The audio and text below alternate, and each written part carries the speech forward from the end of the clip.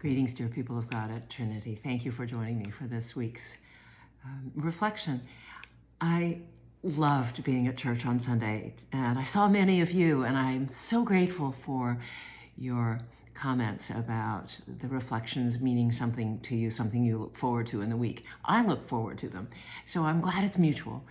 And I will continue to share the reflections, at least for the foreseeable future. And I'm very grateful for this community.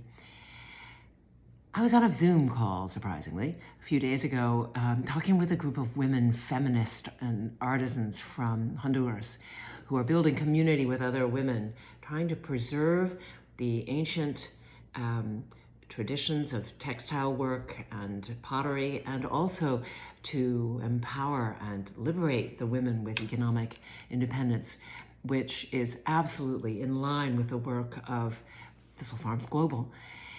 And that was exciting enough, but there was an organization that was involved in the call called the National Coalition for Language Justice, and they interpreted what we were saying so that we could tell our stories in the language with which we are the most comfortable, but we could understand each other listening to the translation.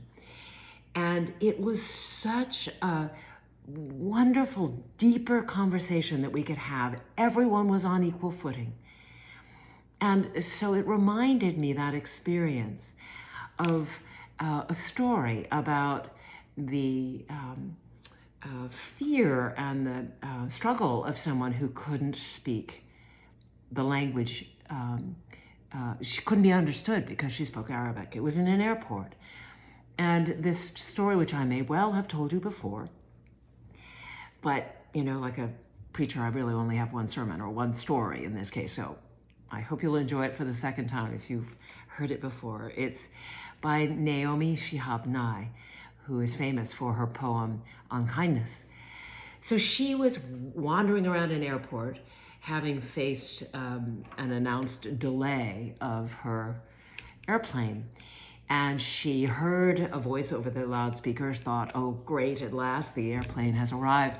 But no, it was the same gate, A4, but the voice was asking for anyone who spoke Arabic to come as quickly as possible to help. So Naomi went back to her gate, and there was a woman wailing in what was clearly Arabic. And Naomi speaks Arabic, and so leaned over to ask her what was wrong, this woman. And this woman, because she had heard of the delay at the airport of her airplane, was desperately afraid that she would miss an appointment for a very, very serious medical treatment at her destination. So Naomi reassured her, having asked the flight people at the desk that she could get another flight in time to make her appointment, and then suggested that the woman might want to call her son just to be connected with somebody in her own family, which she did. And a 2-hour conversation ensued with the son and Naomi recognizing that their parents had mutual friends in Palestine and talking about life in the United States. And it went on and on.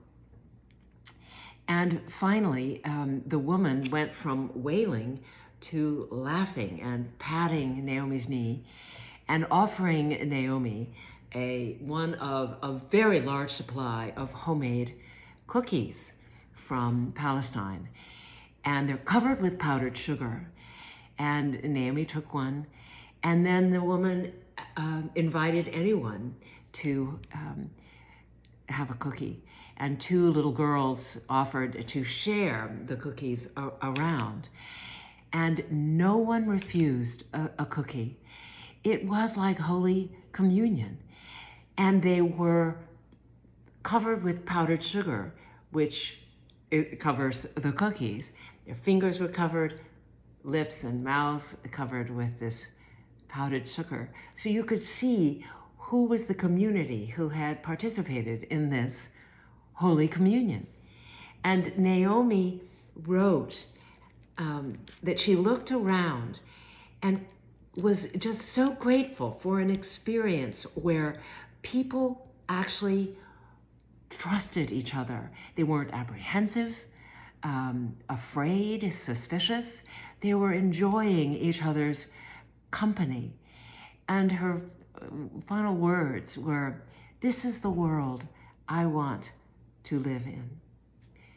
And so I invite you to ponder what opportunities might come to you to respond to the wailing, to a need, and also to appreciate what it means to have someone else respond to your need. And most of all, how powerfully and beautifully and constantly communion can be shared in the world with one another. Amen.